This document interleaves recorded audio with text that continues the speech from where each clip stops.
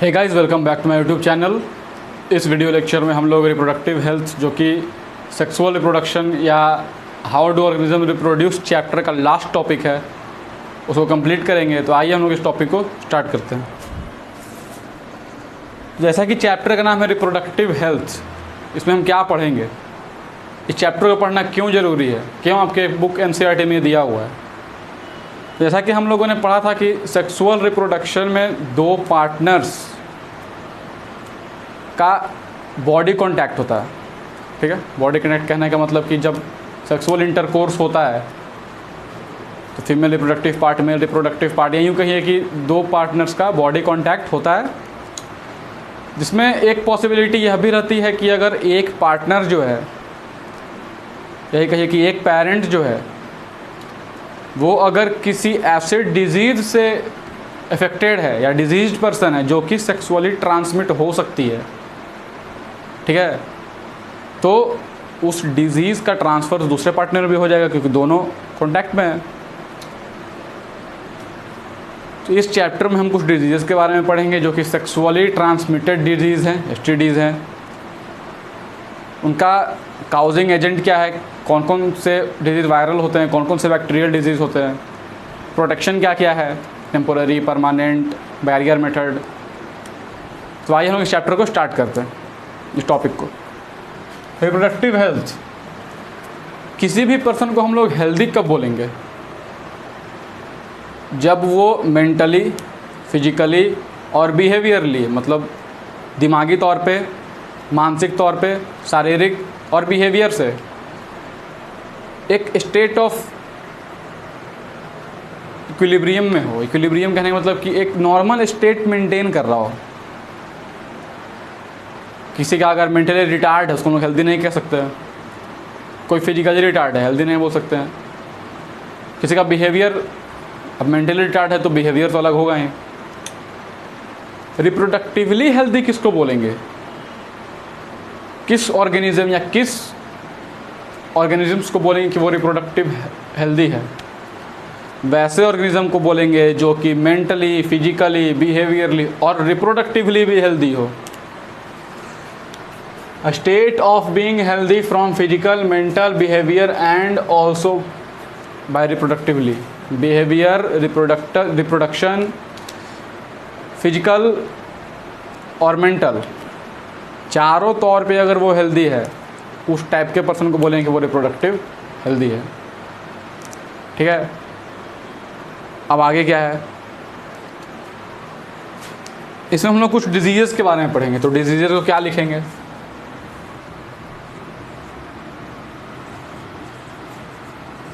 Some diseases can be transmitted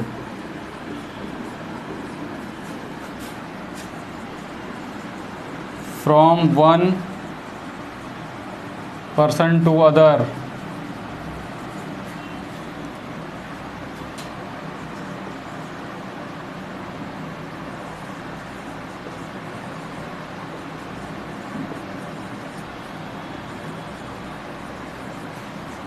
कुछ ऐसे disease होते हैं जो कि सेक्सुअल इंटरकोर्स के दौरान या सेक्सुअल इंटरकोर्स जब कॉपुलेशन होते रहता है या हो चुका होता है, मतलब कहने का मतलब कि दो पार्टनर्स में मीटिंग होता है, तो उस टाइम में कुछ ऐसे डिजीज़ होते हैं जो कि एक पार्टनर से दूसरे पार्टनर में ट्रांसमिट हो सकते हैं। उस टाइप के डिजीज़ को क्या बोलेंगे?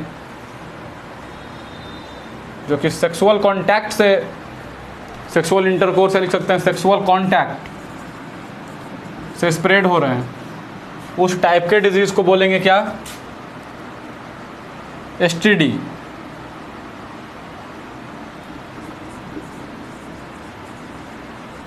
Sexually transmitted disease. ठीक है, बोलेंगे क्या? सेक्सुअली ट्रांसमिटेड डिजीज़ या एसटीडीज़। ठीक है, तो इससे बचने के लिए, ठीक है, ताकि डिजीज़ ट्रांसमिट नहीं हो, उसके लिए कुछ मेजर्स होते हैं, जैसे कि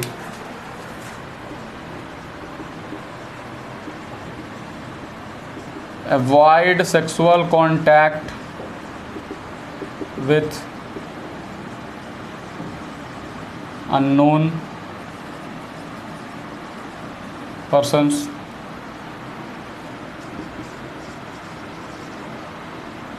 use of some barrier like condoms, जो कि दोनों पार्टनर के बीच में सेक्सुअल कॉन्टैक्ट को रोकता है। ठीक है, इस तरीके से हम लोग सेक्सुअली ट्रांसमिटेड डिजीज से बच सकते हैं।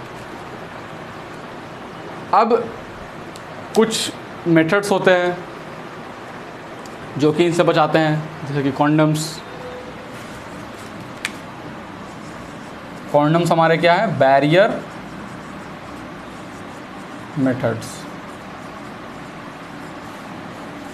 कॉन्डम एक बैरियर मेथड का एग्जांपल है। कहने का मतलब एक बैरियर, एक रोक, एक बाउंड्री बनाता है जिसके हेल्प से सेक्सुअल कांटेक्ट को प्रोहिबिट किया जा सकता है, उसको रोक देता है। ठीक है, हम लोग आगे पढ़ेंगे कुछ ऐसे सब्सटेंसेस के बारे में, या यूँ कहिए कि कुछ डिवाइसेस के बारे में जो कि कुछ प्रेगनेंसी को रोकेंगे, कुछ स्पर्म के मोटिलिटी को घटाएंगे। आप लोग पहले इतना नोट करिए, फिर हम लोग आगे पढ़ेंगे।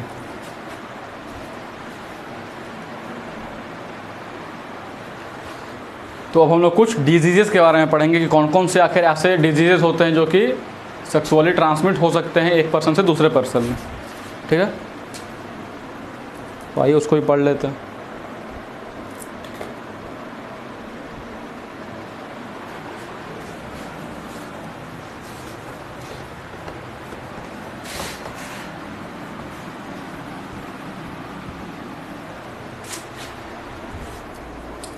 सेक्सुअली ट्रांसमिटेड डिजीज़ में जो पहला डिजीज़ है वो है फर्स्ट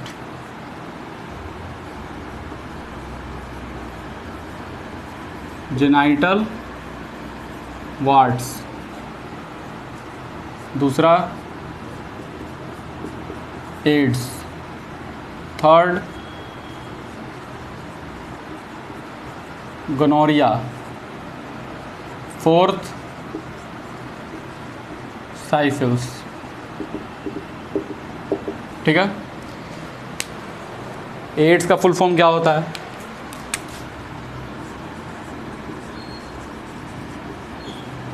एक्वायर्ड इम्यूनो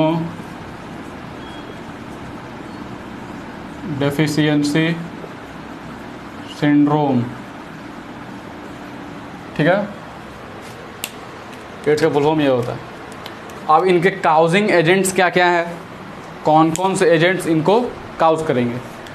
तो सबसे पहले लोग इसी का लिखते हैं एड्स का, क्योंकि हम लोग बहुत से लोग जानते होंगे इसका जो काउजिंग एजेंट है वो एक वायरस है जिसका नाम है ह्यूमन इम्यूनो डेफिशिएंसी वायरस।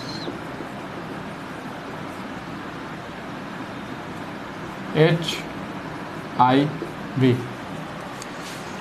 ठीक है, human immunodeficiency virus, HIV virus जो है वो एड्स को काउज करता है। आप लोग इसको लिख लीजिए। अब है साइफिल्स के बारे में, इसको कौन काउज करता है?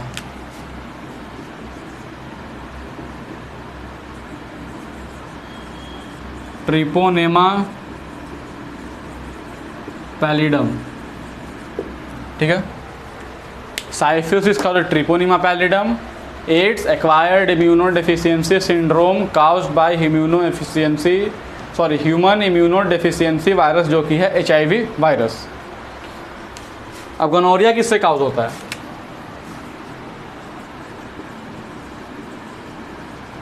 Neisseria gonorrhoea causes gonorrhoea. Genital warts किससे काउज होता है? Papilloma virus.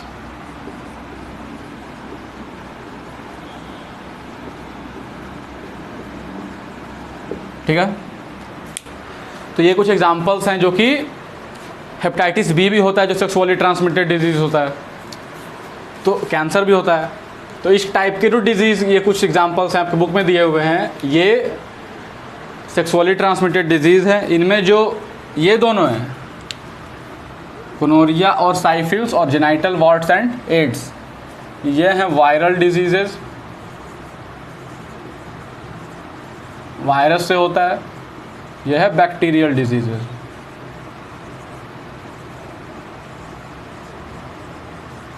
ठीक है, चलिए ये तो अलग बात हो गया। अब हम लोग आते हैं अगले अपना जो टॉपिक है। अगर मेटिंग हुआ, सेक्सुअल इंटरकोर्स हुआ, तो प्रेगनेंसी का भी चांस है। ठीक है, प्रेगनेंसी होने का चांस है, क्योंकि गैमेट का फ्यूज़न होगा तो जाइगोट का फॉर्मेशन होगा तो प्रेगनेंसी होगा। तो उस प्रेगनेंसी को रोकने के लिए कभी कभी क्या होता है कि कुछ जो कपल्स होते हैं या फीमेल्स होती हैं वो प्रेगनेंसी के लिए रेडी नहीं होती है, उनका बॉडी रेडी नहीं होता है। तो टू अवॉइड प्रेगनेंसी, ठीक है, मतलब सेक्सुअल इंटरकोर्स या कांटेक्ट के बाद मीटिंग के दौरान प्रेगनेंसी को अवॉइड करने के लिए, ताकि प्रेगनेंसी ना हो, कुछ मेथड्स होते हैं जिनके थ्रू हम लोग अनवांटेड प्रेगनेंसी से जो होता है वो एक पर्सन बच सकता है। ठीक है, तो अगला सेंटेंस क्या है?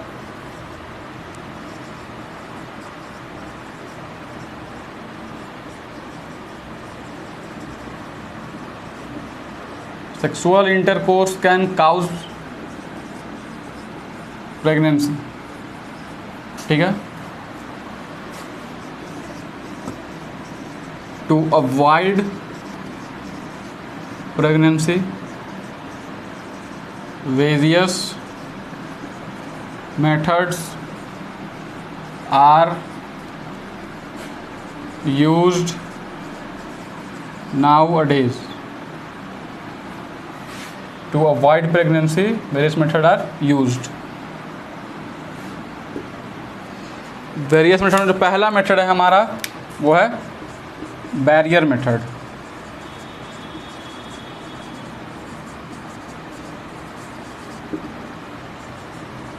ठीक है, ये बैरियर प्रोवाइड करता है, मतलब बैरियर की तरह काम करता है।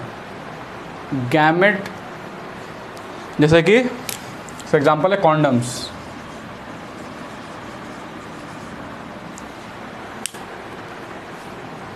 Condoms direct contact of female reproductive part और मेल रिप्रोडक्टिव पार्ट दोनों को रोकता है। ठीक है, खुद से, मतलब कहने का मतलब कि जो कॉन्डम्स होते हैं वो बाय सेल्फ एक पर्सन के द्वारा यूज़ किए जा सकते हैं, इसीलिए प्राइवेसी भी प्रोवाइड करता है कपल्स को। एक बैरियर मेथड है, ये स्पर्म को फीमेल रिप्रोडक्टिव ट्रैक्ट या यूँ कहिए कि फीमेल रिप्रोडक्टिव सिस्टम में रिलीज़ होने से रोकता है, स्टॉप करता है। जब स्पर्म जाएगा ही नहीं तो प्रेगनेंसी होगा ही नहीं। और ये क्या करता है, STD में भी हेल्प करता है, मतलब सेक्सुअल ट्रांसमिटेड डिजीज़ को भी रोकने में हेल्प करता है, क्योंकि बैरियर है, बाउंड्री है, डायरेक्ट कॉन्टैक्ट को रोक रहा है। तो कॉन्टैक्ट होगा नहीं अगर दो पर्सनस में, तो डिजीज़ होगा ही नहीं, सेक्सुअली ट्रांसमिटेड डिजीज़। तो कुछ बैरियर मेथड्स होते हैं। कुछ होते हैं इंट्रा यूटेराइन डिवाइसेस।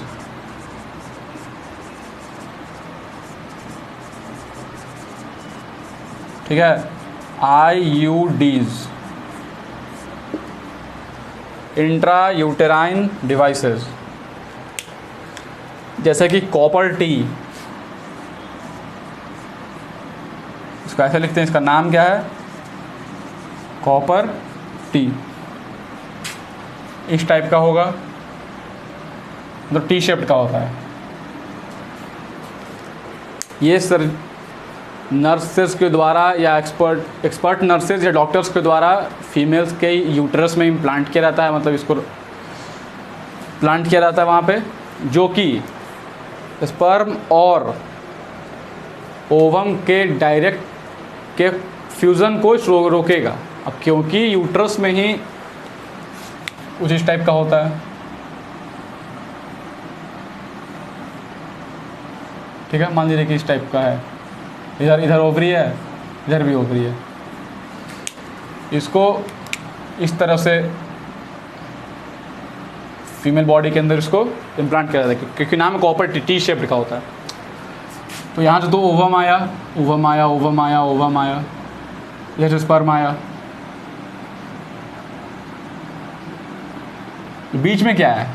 बैरियर है, ना तो ओवम इधर आ पाएगा, क्योंकि फर्टिलाइजेशन होना क्या है फैलोपियन ट्यूब में, ये स्पर्म को उधर जाने ही नहीं देगा फैलोपियन ट्यूब में, तो प्रेगनेंसी स्टॉप हो जाएगा, मतलब नहीं होगा। कुछ होते हैं स्पर्मिसाइडल क्रीम्स होते हैं,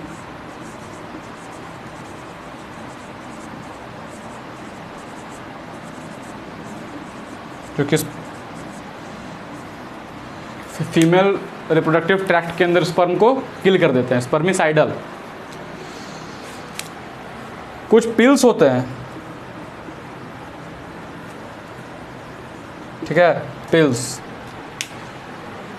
जो कि ओरली माउथ के थ्रू इंटेक किया जाता है, जो हार्मोनल जो बैलेंस है उसको इम्बैलेंस कर देता है। ऐसा हार्मोन रिलीज़ करेगा या उस हार्मोन को रिलीज होने से रोकेगा जो कि ओव्यूलेशन करवाएगा, मतलब ओव्यूलेशन को ही स्टॉप कर देता है, एग का फॉर्मेशन होगा ही नहीं उस पार्टिकुलर पीरियड में, जिस पीरियड में ये खाया जाता है, ठीक है। लेकिन इनका एक साइड इफ़ेक्ट है। साइड इफ़ेक्ट क्या है? साइड इफ़ेक्ट यह है कि अगर पिल्स रेगुलरली, मतलब रेगुलर डोजेज में लिया जा रहा है, तो एक कारण ये हो सकता है कि ये फ्यूचर में प्रेगनेंसी को टर्मिनेट कर दे। टर्मिनेट करने का मतलब कि एक फीमेल को इनफर्टाइल बना दे। इनफर्टाइल कहने का मतलब कि उसमें अब उसका जो बेबी कैरिंग जो कैपेसिटी है उसको स्टॉप कर दे, ओवम बनेगा ही नहीं, तो फर्टिलाइजेशन होगा ही नहीं, तो फीमेल प्रेग्नेंट हो नहीं पाएगी, रिप्रोड्यूस हो नहीं पाएगी, तो फर्दर रोक सकता है प्रेगनेंसी को परमानेंटली। सेकंड क्या है? हार्मोनल इम्बैलेंस काउज कर सकता है बॉडी में, इसकी वजह से बॉडी का फंक्शन अल्टर हो जाएगा, क्योंकि हार्मोन एक छोटे मात्रा में बहुत अच्छा रोल प्ले करता है। वो अगर उसका अमाउंट जो अगर इम्बैलेंस हो जाए तो उसका रोल बॉडी पे होगा, इफेक्ट होगा बॉडी पे। तो पिल्स जो होता है उनका साइड इफ़ेक्ट है। ये तो हो गए कुछ टेम्पोररी मेथड्स, ये हो गया कि बैरियर मेथड है, ये कॉन्ट्रासेप्टिव मेथड है, ये इंट्रायूट्राइन डिवाइसेस है। कुछ सर्जरिकल मेथड्स भी होते हैं जिनको हम एक तरह से परमानेंट कह सकते हैं। सर्जरिकल मेथड्स होते हैं जिनमें फीमेल्स में फैलोपियन ट्यूब को कट कर दिया जाता है और दोनों एंड्स को अलग अलग बांध दिया जाता है। स्पर्म में human reproductive system, male reproductive system में वास्ट डिफरेंस जो स्पर्म डक्ट होता है उसको कट कर दिया जाता है। आइए हम लोग उसको देख लेते हैं, आप लोग इसको नोट करिए।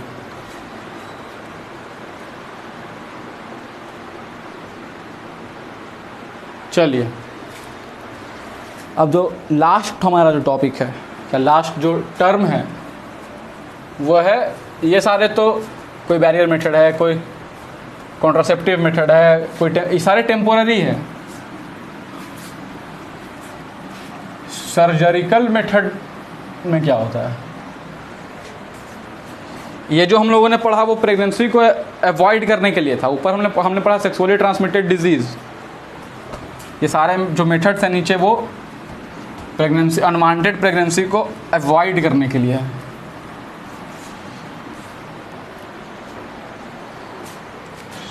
जो सर्जरिकल मेथड होता है,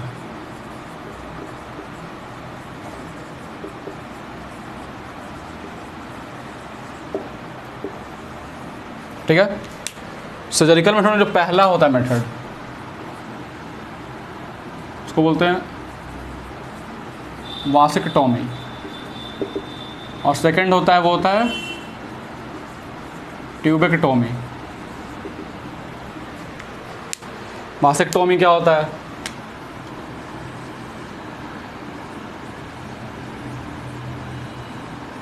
वास डिफरेंस और स्पर्म डक्ट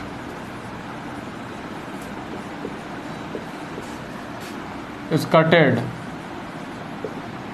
अगर ये एक स्पर्म डक्ट है, सपोज यहाँ टेस्टिस है, इसके ऊपर ये एपिडेमिस है, और ये एपिडेमिस फिर फर्दर आगे चलकर स्पर्म डक्ट बना रहा है, तो इस स्पर्म डक्ट को कट कर दिया जाता है, और जो एंड्स है ये तो आगे कंटिन्यू करेगा, ऊपर से जाएगा फिर पेनिस में आएगा।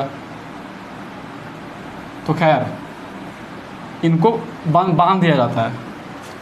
अब तो ये दोनों अलग अलग हो गए, तो स्पर्म तो बनेगा लेकिन यहाँ जा नहीं पाएगा, कटेड।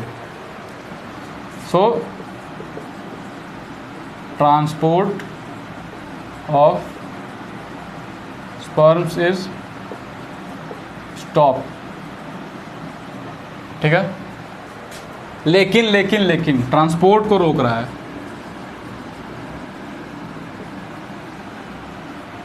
Sperm formation is not affected. Sperm तो बनेगा ही, क्योंकि हम लोग टेस्टिस में जो सेमीफेरस ट्यूब्यूल्स है उसमें कुछ नहीं किया, हम लोग सिर्फ स्पर्म डक्ट को काट दिए। स्पर्म फॉर्मेशन होगा लेकिन ट्रांसपोर्ट नहीं हो पाएगा, यहाँ तक आएगा, फिर रीएब्जॉर्प्शन हो जाएगा इसके बाद यहाँ से, ठीक है। बनेगा लेकिन रीएब्जॉर्ब हो जाएगा दोबारा, यहाँ से आगे नहीं जाएगा। ट्यूबेक्टोमी में क्या होता है, फैलोपियन ट्यूब या oviduct is cutted and ends are tied। Fallopian tube जो है ये ओवरी है, ये इन्फंडिबलम है, इधर से जाएगा। फैलोपियन ट्यूब को भी ब्रेक कर दिया जाता है, मतलब सर्जरिकली एक कट लगाया जाता है और दोनों एंड को बांध दिया जाता है, सर्जरिकली टाई कर दिया जाता है। तो ओवम आए बनेगा तो, लेकिन फैलोपियन ट्यूब में जाएगा नहीं। इसमें भी क्या होता है,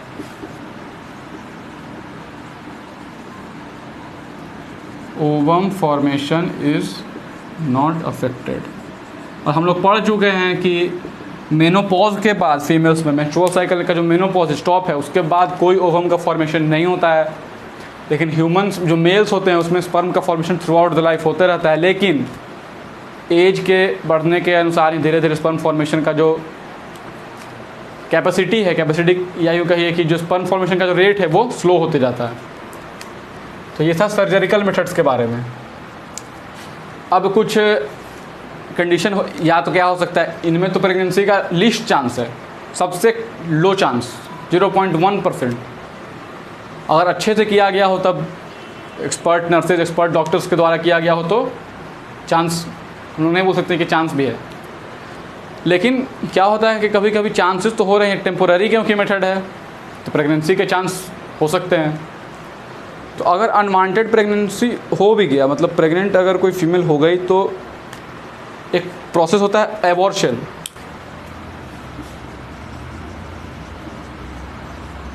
टर्मिनेशन ऑफ प्रेगनेंसी क्या बोलेंगे, एबॉर्शन। तो उस ग्रोइंग फीटस को, जो प्रेग्नेंट फीमेल है, उसको लॉ के अनुसार एबॉर्ट कर सकती है। कहने का मतलब कि अनवांटेड प्रेगनेंसी को टर्मिनेट कर सकती है, लेकिन उसका एक लिमिट टाइम होता है। उस टाइम तक, मतलब सपोज कीजिए कि मान लीजिए कि 7 वीक्स या 14 वीक्स तक सेफ होता है, ठीक है। उसके बाद अगर करेंगे तो रिस्क है। रिस्क करने का मतलब कि फीमेल बॉडी अफेक्ट हो सकती है, यहाँ तक कि डेथ भी हो सकता है अगर प्रॉपरली ना किया गया हो। तो अनवांटेड प्रेगनेंसी से रोका जाता है, मतलब टर्मिनेट कर सकता है अनवांटेड प्रेगनेंसी को एबॉर्शन के थ्रू।